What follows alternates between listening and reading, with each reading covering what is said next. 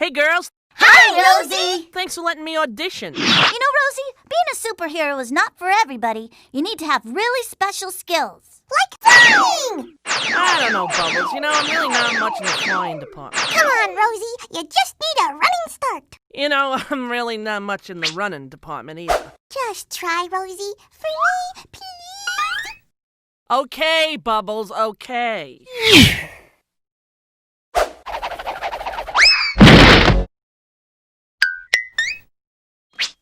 Don't be discouraged, Rosie. You don't have to be good at flying to be a successful superhero. That's a relief. Not if you have super strength.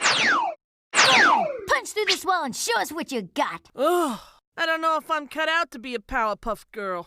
Nonsense. We just have to hit on something you're good at. I've got it.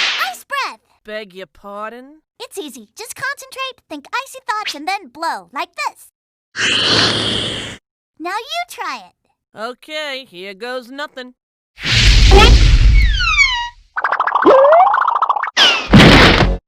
Blossom, are you all right? Yeah, I'm okay. Well, Thanks for auditioning, Rosie. Yeah, we'll be in touch. Maybe I should have told him about my heat ray vision.